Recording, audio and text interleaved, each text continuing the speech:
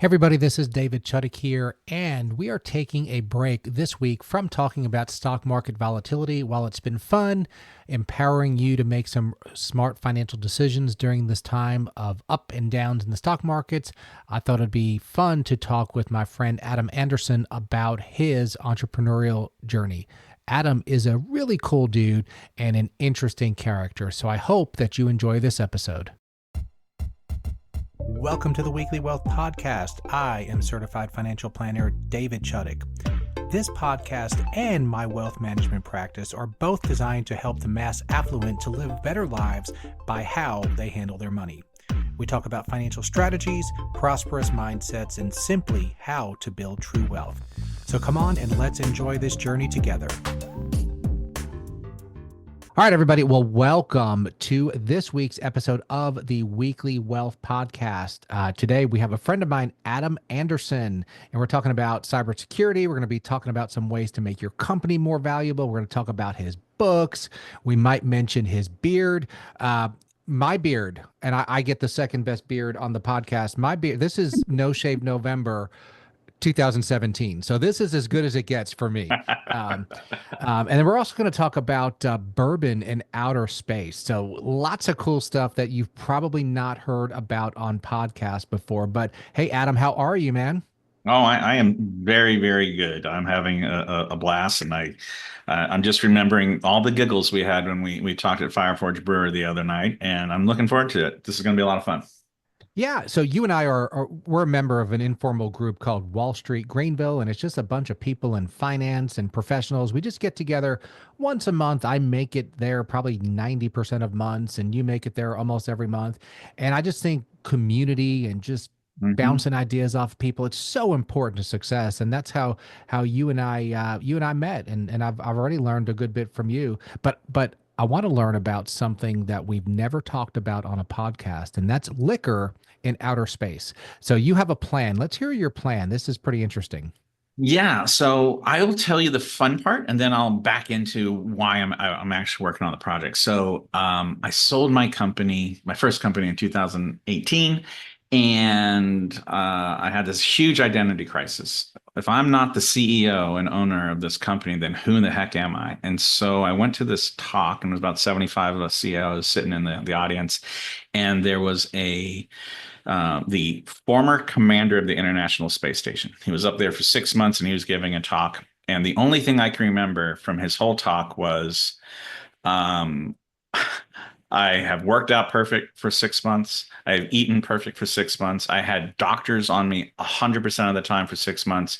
And so when I stepped out of the shower when I got home, my wife said, "Thank God for NASA." I was the perfect human specimen. So in my head, I was like, space fat camp. That's what I'm going to build. And so I have in my head, I'm going to build a space hotel. And one of the gifts I gave myself after I sold my company is I always wanted to go to Necker Island, hang out with Richard Branson, do all that stuff. Turns out it costs like 50K and you can go do it. So I did that and I went and I'm strutting around the island with 30 other people who spent 50K to be there. And in my head, because of the kind of entrepreneur I am, I've already built the space station. It's already happened in my head. And so when they ask me, "What do you do?" I'm like, "I build space stations. I build space hotels." Well, that's the wrong island to be saying that kind of crap because this nice lady, Nicolette, said, "Oh, you too? I've got six that I've invested in. One's attached to the International Space Station now and it inflates." I'm like, "Oh, crap. Ma'am, I lied to your face." So she helped me network my way into the space industry and I began to see things that were possible. I got really obsessed about orbital manufacturing, but there's a capitalism problem. Money doesn't work well in space. So I was like, I need to come up with a product that it's easy for me to make, but really hard for anyone to get access to. What can I make? Oh, what if I just aged liquor in space? What if I made space whiskey, spaced aged whiskey?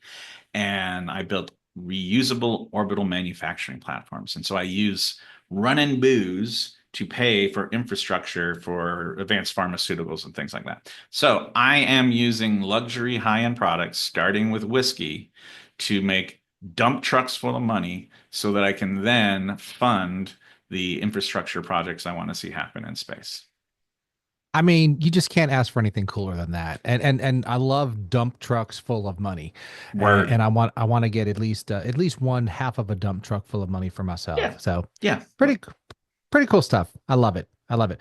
Well, let's talk about business. And I heard a quote today actually that behind every practitioner is a business. So, like doctors are doctors, but they also, at least in the past, before they were all taken over by the hospital, they owned medical practices. And like those Mhm. are two very different skill sets. Yeah. So, talk to me about a little bit of your experience with, owner led sales. Like, why is an owner led sale such a horrible idea? And what are some things that if you have a company, you could do to make the whole, if selling your business is a consideration, what are some things that you can do as an owner to make sure that you can sell the business for the optimal amount of money? That's right. So the catch 22 is that owner-led sales is the absolute best kind of sales until it's not. And as soon as it's not, it's really not because no one's going to be able to talk about the product the way you are. No one's going to be able to have the passion. You're going to be able to make deals on the fly and not have to ask permission.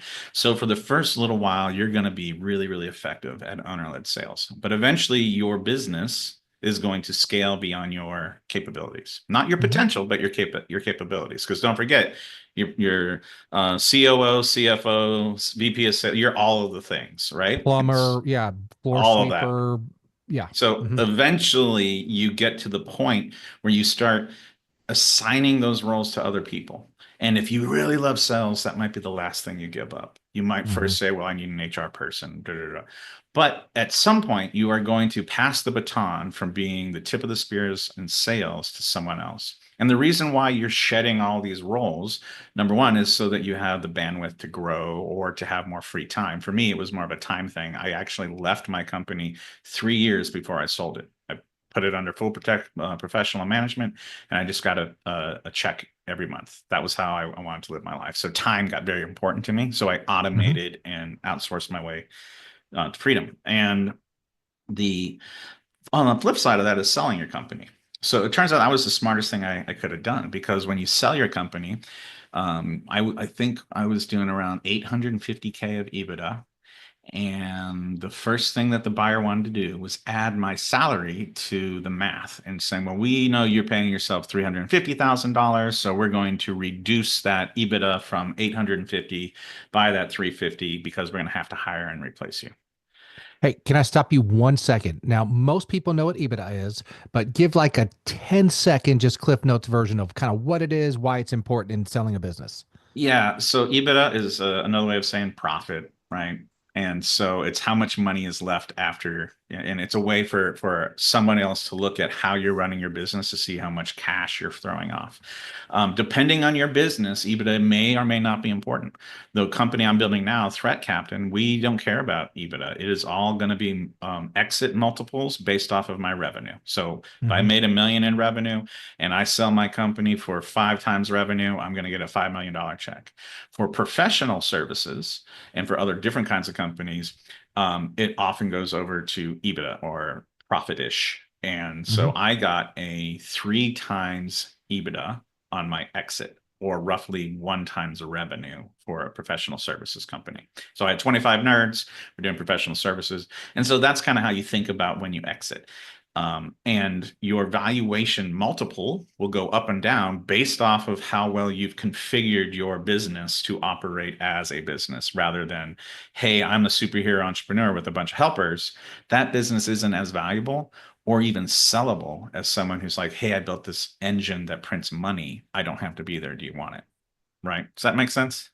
I love it. And I try to get that across to business owners is there's like this weird freaking badge of honor that I'm so important. I have to work 100 hours a week. Nobody can do things like I can do. Blah blah blah blah blah. Yeah. But you got yours to where you were literally just collecting a check and you'd Yeah. systematize things, right? And how did you get past maybe that mental thing like I can leave and it's okay and I don't have to be a work because I think some entrepreneurs think that they have to be a workaholic or else they don't deserve to get paid. Oh, heck yeah, I resonate with that, right? Even right now with this, so I don't know why I keep starting companies. I guess I've got muscle memory, but like you get the screw it, I'll do it myself mentality when you start a company because you're literally doing everything. And what happens is that you train your behaviors in the middle of a very high stress crisis scenario, which is the starting and the startup and initial growth of your company. And the neurosis of I must continue to do old behaviors because otherwise I won't see the same results coming out, right? These are old behaviors that no longer serve, but it's really hard to put those down because of the momentum of the trained behavior. So my story is very much like most entrepreneurs. You don't just decide to be better at it. You have a horrible event in your life that you have to make a decision. So for me, I was the number one sales guy. I was the number one consultant. Nothing can happen in my company without me. We're doing around 3.5 million in revenue at the time, 20 something employees. And my 2-year-old son would refer to me as Adam, not dad, Oh, because wow. the only time he talked to me is when he told Siri to FaceTime Adam. My wife said, "Hey, I respect what you're doing. I know that you're going to war, but the family isn't here just for you to come visit. We want to be part of your life, and this is just going to be a financial thing, we can do life in a different way." That's a very polite way. She did not use those words. There's a lot more f bombs. All right, but Sometimes an F bomb is what's required. yeah, by the way, so this was what we call the time of troubles. The we call it this was my asses um, uh, phase, and asses stands for alone, stressed, scared, encumbered, and sacrificed because I felt I had to do all that by myself. Mhm. And when you're conditioned to do it all by yourself, it's really, really, really, really hard to slow down enough and feel safe enough to do something different. Because I had an external veneer of self-confidence about what my company was doing, but I went to every event, talked to every, I did it all because I didn't know what was working. So I had to do everything. And Mhm. so I didn't give myself permission to do that until I'm in Vegas. My wife calls me. She's like, "Hey, this isn't going to work out. Um, we got to do something different." I had two people in my company. One would eventually become my president, and they're like, "Hey, we have this. There's 16 of us at this conference. Your wife is flying out. Why don't you guys just spend a nice week in Vegas and you don't show up to any of the meetings?" And that was the beginning of me being able to retrain myself to not have to be an CEO. So there's a difference between owner and CEO. And I like Okay. being the owner. The owner is the shareholder. The owner is the board. The owner gets to say the things like, this is where I want the company to go. The CEO has to do all the things. Now, you could be filing like it all depends on your methodology, right? You could be what is it, the EOS type stuff. There's a lot of different ways to do it, but the way I like to think about it is I like to fire myself as the CEO of a company so I can fully move into the ownership of my company. And now if I'm the owner, my personal identity lets me put the best leadership into place because I own the team now. I don't have to play on the field. So that whole process probably took me about 2 years to get to the point where I had that big crisis moment. And then when I was finally ready to slowly unwind, and it took me 2 years of active work. It wasn't like I just sat around and then after 2 years, I'm like, peace out. Nope. It was going system by system, business process by business process, deciding what I wanted to do and what I could get rid of. And it took me that long to just unravel those four or, I'm sorry, those 6 or 9 key business systems that you have to have someone else run for you. So, yeah, trauma was my catalyst. So talk to me about the matrices kind of before while Adam was doing everything.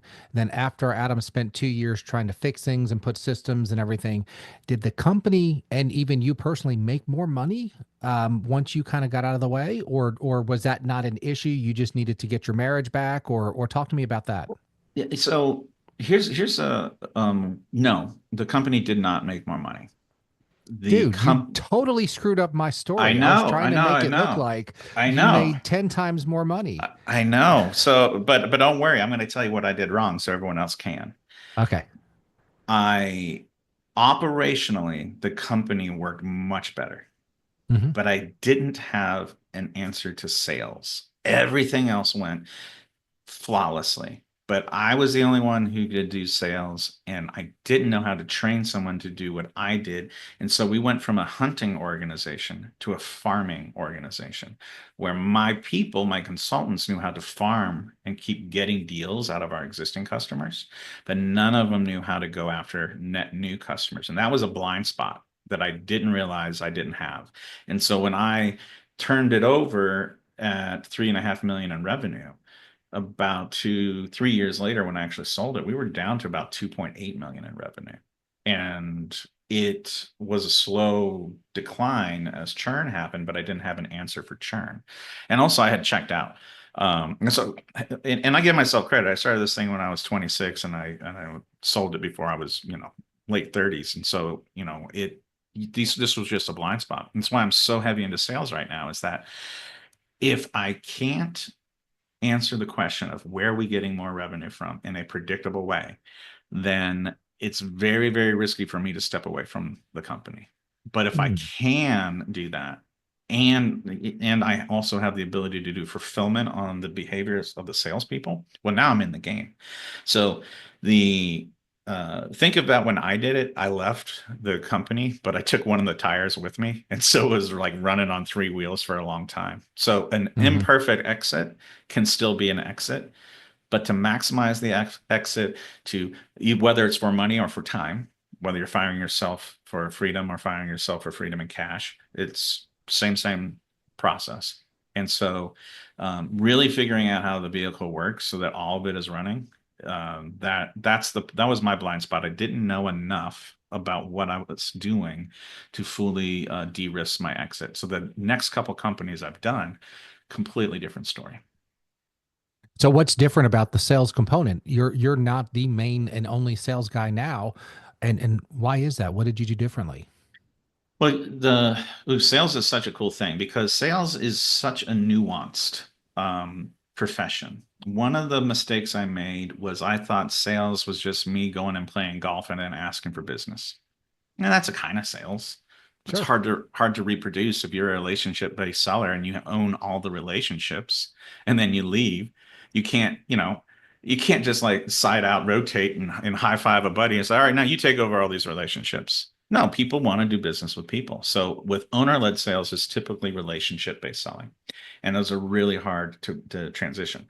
So when you are transitioning your way out of being the head of sales, you actually have to create a whole new kind of sales thing that has nothing to do with your relationships. Your relationships can be there to open doors, but now you have to go with value. You have to go with all the other things. You have to compete in the market. And the greatness is that when you build that, you actually can increase the velocity of net new sales because your relationship based selling typically doesn't have high velocity, though it may have high numbers. Like I can close a $3 million deal with my relationship based selling versus my system based selling, where maybe I'm closing 100 deals for the same amount. I don't care. There's no wrong answer. It's just, what are you trying to build? And so now when I start a company, I don't start a company without a sales guy first because I know who I am. I'm not a prospector. I spend a long time in bonding rapport. I suck at asking for money. These are all things that are important, right? Now I can Absolutely. talk. I can talk about my product. I can guide you through the decision-making process if it's with you or not. But there's these different layers in sales that are different skill sets. And so my current business partner is our second company we've started together, and he is a cold calling monster. This guy can prospect. This guy does the behaviors I don't do. It's amazing. And yeah, I don't start companies anymore without operational people or salespeople who know how to fulfill it. So that's kind of my hard won lesson is start with the end in mind and start with better teams rather than doing it all yourself. No, I get it. I get it. But when you look at like that one thing and it's bringing in money, it's bringing in revenue. So I think that in some ways that is the hardest thing to give up as the owner, as the founder. But I think that if you can figure out that system, Mhm. but And I'm wondering, like, did your product become better once people were not buying Atom? They were actually buying the actual product. Does that question make sense? Yeah, so remember we're consulting, so it kind of did because so there was a blessing and a curse here. When I stepped away from account management and being the primary consultant, so we were doing a lot of consultative based, relationship based selling. So when I pulled back from that, I had four or five other consultants begin to rise up and they begin to develop their own voice. And what happened is I was no longer the bottleneck of information. So customer satisfaction went up outside of my personal relationships. Speed to delivery went up. Quality of delivery went up because now that I was no longer the center of everything, the nodes could have conversations very, very quickly. The people, and all of a sudden, the quality and the speed of what we did super, super high, super increased. That was great. The bad thing was because I didn't have a CRM, because I didn't have project management, I felt completely out of the loop because I wasn't in the middle of those conversations.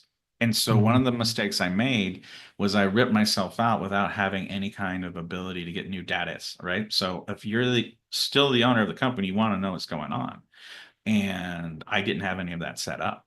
So, that's one of my other core mandates now is, hey, look, it doesn't have to be a lot of work, but you got to have some kind of feedback loop for management with the people who are on the front line. And so, yeah, now when I'm doing things, the product's always better, speed's always better. It's just you don't need to have a complicated sales system.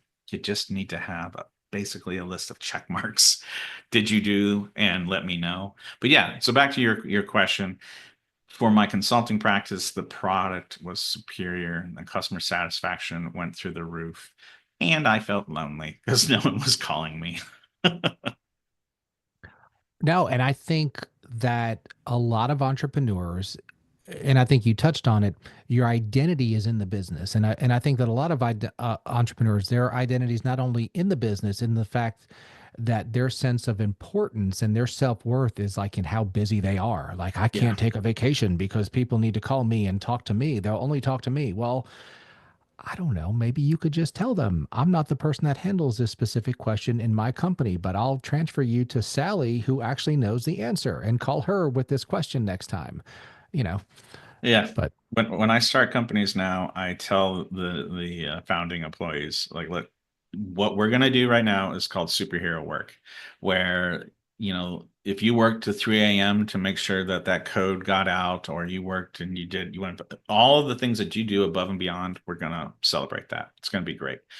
But eventually, the company is becoming gonna be at a certain point where instead of those being signs of success and worthy of honor, that means that what we've built doesn't work, and that's why you have to do it. So eventually, we're going to move from superhero behaviors being the reward to, if you can leave before 5 because the company's running so well, that's now our metric for success.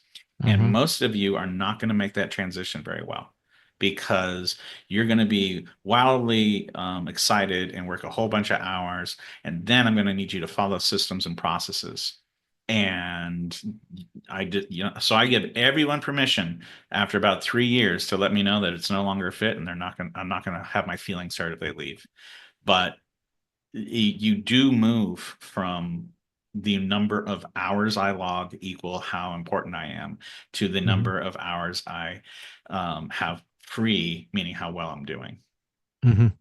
And I think, the trading hours for money needs to Mhm. go away as far as your mindset. It needs to be trading value. And I like you know, that. and the more valuable you are, you could make a lot more money in a lot less hours. And like you said, you had gotten to the point where you were basically not working, but you'd still built a company that's providing value to the customers. So, I mean, that's just a beautiful thing that you can, as entrepreneurs, we take so many risks, and there are times where working 80 hours, 90 hours is just inevitable. Like, you just literally have to do it. But you also can That's reap right. some of the rewards and eat the fruits of your labor at times. So, well, tell me about your books that you've written, because you've written a couple Oh of yeah. them, and one of them. So I when I get curious about a thing, I write a book about it. It's my way of researching and going through it. So um, there's three books that are pertinent to my life right now, and then there's one other that's my favorite, and I'll tell you about that one. That's my wife's. It's not nice to me, but it's good. So first one is Fire Yourself: The Entrepreneurial Endgame, and it's basically my second edition of what I went through to remove myself from my company and how I wish I would have done it better. And now, how do I go about building companies today? And the punchline is there's certain business systems that you just need to look at. And over time, just get these things underneath the roles and responsibility for somebody else. And now, in the world of AI, some of these things are now being handled by AI agents for me. But at the end of the day, somebody else has to own the system. So it's not a matter of who's doing the work, it's who's owning the results of the system. And as long as you own the results, you are not free. So that's the whole book is how do I transfer ownership of a system over to somebody else. Um, the next two books are all around my goals here with cybersecurity and helping make the world a safer place by salespeople being able to sell the thing the right way. So the first is a cybersecurity sales mastery, which is, hey, this is a real job. Why don't we look at how do you sell cybersecurity from a I'm here to help you understand cybersecurity rather than I'm here to scare the crap out of you and have you actually uh, um, emotionally buy. We call that security theater, by the way. When I sell and scare you enough that you buy what makes you feel safe, but not what makes you actually safe, is called security theater. So, and to support that book, I wrote another one called Cybersecurity by the Numbers. Now, the reason why that's important is that most people don't know how to understand cyber risk very well. I do a lot of tabletop exercise where I get a bunch of C-suite folks around the table and I run them through scenarios and we practice what happens if their company gets breached so that when it actually happens, they're trained for it. And one of the things I saw was that the nerds, the cyber guys, would say risk and they meant bits and bytes and what could happen to the network. But the CFO and the budget holder was saying risk and they meant dollars and cents and they weren't translating each other. So the whole purpose of that last book is how do you translate cyber risk into financial risk through a process called cyber breach financial impact analysis. And it is a really, really cool, elegant way to just say, hey, this is how bad the breach could be. This is if insurance is going to cover it. And this is how you should spend your money. And but if you can keep it that short, you have a chance at that conversation. So for a Main Street business, let's say there's somebody in our town with 5, 10, 15, 20 employees. Maybe they have, 5, 10, 15 computers. Like what is an example of a breach and maybe something that could have been done to prevent that breach? Yeah, so I like law firms. Law firms are good examples for this because usually you have one or two lawyers and you have some paralegals and so about what you described, about Yeah. 10 to 15 employees. And they've got a bunch of laptops and they've got some stuff hosted. And there's the typical thing that's going to happen to these Main Street businesses are ransomware attacks where they've clicked on something they shouldn't. Actually, let me stop there. There's a difference between the type of breach and the type of attack. So, the way that Main Street businesses are going to get breached is social manipulation of their employees. It's no longer a brute force thing where some kid in the basement is breaking through your firewalls. Most of your security is pretty good. What they're going to do is try to scam you. Okay. Everyone's gotten emails that look real, but they aren't, or text messages that look real, or phone calls. The idea is I can't break through your security more, so I'm going to trick you to give me the keys to the kingdom. Apparently, I went through some toll booths and didn't pay, and I keep getting text messages I about know that. that's So the who new one, knows? right? Yeah, And yeah, and the great news is they follow up. You still haven't paid. It's like, oh, look yeah, at that. Cool, buddy. yeah. I've already blocked this number. So that's how they get you. Now, I have to tell you, I've written a lot of books, and I'm also the proud owner of a Nissan Altima that I bought on Craigslist that didn't exist. Oh, there you go. I spent $1,500 to get this thing, and if I was on my game, I would have known, but I wasn't. and I was just trying to buy this for our foster daughter. I wanted to get this on the way. This was the least important thing I was doing that day, and I got scammed. Anyone can get scammed, no matter who you are or what you do. And the reason is because eventually you get tired, you get sick, you get distracted, something happens where you're not on your game, and this stuff is never ending coming at you, which is why training is super important, which is why awareness is super important, and why we got to move from resistant to cyber crime to resilient. So even if I do get breached, how do I not get damaged? Right. And so that's the other part of your question. So the bad guys are going to get to you because they're tricking you to click on something or tricking you to give them some kind of information or some kind of social manipulation. And once they're in, the way they're going to attack Main Street is they're going to lock everything. So it used to be the bad guys cared if you had important data they can sell on the dark web. Now they don't care about that. Now what they care about is, can I disrupt the machine that makes you money so that way Mm, you are going to now pay me to unlock that disruption. So they're not after anything other than to lock you down and hold you hostage until you pay them. wow. That's the thing that faces the Main Street. Now, if you're a Main Street in the defense supply chain, that's a little different, right? If you are in a complicated supply chain where you're supplying Lockheed Martin like four people later, they're going to be doing a little bit more sophisticated things to come at you because their real target is Lockheed, and they think that if they can breach you, they can sneak through all of the trusted connections.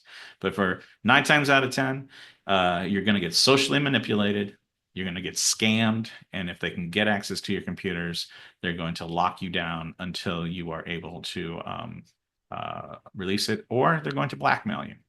One of the things that is super disturbing. Ooh, I didn't know we were going to get this scary. Okay. Turning on cameras to record things that are happening. And if you have teenage sons, for example, if you have things, if they can get through to your personal network and start recording your families, they will send you videos. They will blackmail you. They will go after you. So it's no longer, hey, can I steal your HR info? It's how do I get access to your life Wow. and mess with it? And you can do this now because of AI, right? A lot of the stuff you used to be safe from because it was a high effort intensive. Now we just write scripts and code, and AI goes after you instead. I mean, the world is so different than it was years and years ago, and it's changing very, very quickly. I think is a beautiful thing, and it holds so many different potentials Mhm. for us. But like anything else, with good comes bad, and AI can be a dangerous thing as well. Yeah, it's just a tool, right? Hmm. I love the whole dynamite metaphor or analogy, right? Dynamite was not designed to blow people up. It was designed to help dig tunnels and Hmm. create mines.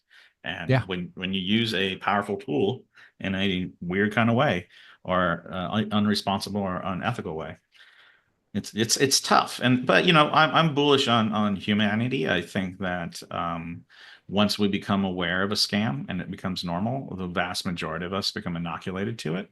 Hmm. However, there's always going to be the bottom 20%, either the elderly or people who are having a bad day. 10.5 trillion in damages is what cybercrime's doing this year. That oil and gas is 6 trillion. Yeah. Yeah. But I mean, it's a horrible thing to say, but bad people will always figure out ways to do bad things. And it's been like That's that for correct. all of human history. I think we That's just correct. have more scale to do bad things now. With you could, send out millions of these toll text messages. And if 0.0001% of people clicks and pays or gives information, that's a lot of money where in the past you couldn't really commit a crime on that scale, but it's just what it is. We just have Well, to be looking out for it. so let's circle back. So that seems pretty obvious that cybercrime is a problem, right? Based on what we just said, nobody who I talk to say, "Well, I don't think it's going to happen to me." But now, if we talk about that Main Street business, and instead we say, "How much do you think you should spend on cybersecurity to keep you safe?" All of a sudden, they shut down. The reason why they shut down is because they don't understand the problem well enough to have an educated opinion about it, and they don't have the tools to think about it in the right way. And this is why, especially in cybersecurity sales, your job isn't to show up and throw products at people. Your job is to help them understand that gap. And Mhm. when you are a sales professional who doesn't quite understand how to help someone think about it, because we think it's the big number, but it's not the big number. And what I mean by that, I was talking to a CEO of a large manufacturing company out of Rhode Island, and we finished my tabletop. I scared the crap out of everybody. It was great. And then the guy's like, "Yeah, well, we're probably not going to do anything different." I said, "What do you mean? We 48 million." And he's like, "Yeah, that's a really big problem, but I don't think it's very likely to happen." So businesses buy cybersecurity based off of how likely they think the risk is and how likely they think they can actually defeat that risk. So if Main Street business knows for a fact they're going to get breached, and they know for a fact it's going to be big, and they also in their heart know for a fact there's nothing they can do about it, they would rather not think about the problem and just move on. And that's the problem that we find ourselves in constantly with cybersecurity is even if we can guide someone to spend money on cybersecurity, they never know if it's enough. And it's very emotionally draining for someone to try to protect themselves. I would imagine it's kind of a scenario where you don't know what you don't know, so it's easier just to not think about it and say, "I hope it doesn't happen," and if it does, we'll deal with it then. But that's never a good strategy in anywhere of life. So, Yeah, it's understandable, and also we need to do better, right? so tell me who might be listening to this show that you would like to contact you, and what would you talk about, and how would they find you? Because you're honestly a pretty interesting dude, and we've talked about just some general business building topics that I think any business owner can learn a lot from. But in your specific business, what kind of person do you want to speak with? Well, I tell you what, why don't we run through the good stuff? If you are fascinated by space whiskey and you also would like, see, when I do cyber, it's about fear. When I do space, it's about hope. So I go That's to, true. right? So space is my hope. So if you would like to learn more about space whiskey, if you would like to figure out how do we build this thing, I'm trying to make this launched out of Greenville, South Carolina. Just ping me on LinkedIn. I'm at Adam Anderson, CEO, is my thing. You'll see a little rocket in front of my name, so you know if I'm the right guy. Um, Absolutely willing to talk about it. The way that is going to pay for space whiskey is for my company to be successful. And what I want is for salespeople to reach out to me who sell cybersecurity and they resonated with the problem I kind of outlined there. Because my company has developed tools to help be that universal translator between the salesperson who is trying to guide the CISO or the security professional into talking to the budget holder. And you can get to me by going to threatcaptain.com, or you can hang out with me on my new podcast. I'm going to so when David's like, "Dude, you want to be on my podcast?" I'm like, "Bro, that sounds cool. I should have one too." And so we're going to be creating a community just for salespeople, particularly salespeople of managed service providers. So owners, if you own a managed service provider and you want to get out of owner-led sales, or you have a sales team that you want me to nurture, yeah, go to threatcaptain.com or find me on LinkedIn and we'll have a conversation. Cool stuff, man. That's definitely broad. I've never had anybody offer space whiskey on the podcast, but who knows? I might have to get in on that. So Well, so I do want to say one last thing about the space whiskey because it's cool. The way I'm aging the whiskey in space is using sound waves because in zero G, the alcohol doesn't interact with the wood chips. So you have to shake it and you have to shake it like a paint mixer or you hit it with sound waves.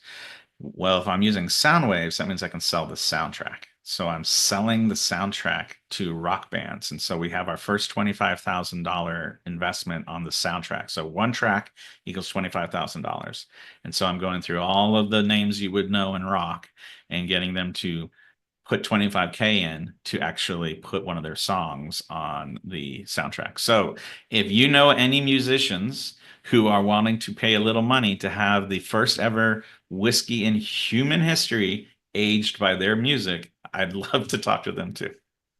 Hey, well, hopefully we have some big names listening, and then I can also manage their money if they are, if they Got it. meet my minimum standards. That's And right. then, yeah, maybe some of That's my exactly it. '80s hair bands will be listening. So cool. Oh, can you imagine? That'd be great. That would be living on a prayer, right? That's With it. space whiskey. So awesome. All right. So one more question, and this is one we didn't talk about. We are the Weekly Wealth Podcast. And we talk about the mindsets, the tactics, and the strategies that can help you to build and maintain wealth. So, Mr. Adam Anderson, what is your definition of wealth? What does wealth mean to you and your Mm. family and all the people in your life that you love and care about? Wealth to me is the fuel to do what I want, how I Hmm. want, with who I want. So when I am without wealth, meaning enough capital, particularly, then that means I'm under resourcing myself for my hobbies, how I want to be a father, how I want to be a brother, how I want to be a son, all of the different roles I want. I never want to compromise on them, on how I want to show up, which means I need a minimum level of financial wealth and a minimum level of time wealth. And so for me, my Venn diagram's pretty simple. I want a an appropriate amount of money with an appropriate amount of free time where I have the freedom to build the life that I want to build. You're a smart dude. I got to say that. I mean, you don't look that bright, but but now that I I've don't gotten you, smell that bright you either. don't smell that bright, but that was a pretty insightful answer, and I've learned a lot on this podcast. So this was Thank pretty you. cool, and I'm glad we've gotten together. So make sure that you check out www.threatcaptain.com, and then also just we'll put it in the show notes, but look up Adam Anderson on LinkedIn and look for the one that has the rocket. So when your last name is Anderson, That's right. there may be one or two more. That's one of the That's right. benefits of having my last name. You don't get it mistaken for other people very often. So awesome, man.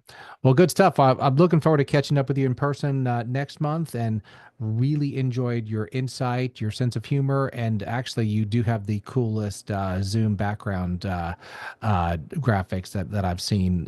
So make sure that you check this video out on YouTube when it comes out as well. Good deal. We'll talk to you next time, and until next episode, I wish everybody a blessed week. Thanks, Adam. Thank you. The information contained herein, including but not limited to research, market valuations, calculations, estimates, and other material obtained from Parallel Financial and other sources, are believed to be reliable. However, Parallel Financial does not warrant its accuracy or completeness. The materials are provided for informational purposes only. It should not be used or construed as an offer to sell or a solicitation of an offer to buy any security. Past performance is not indicative of future results.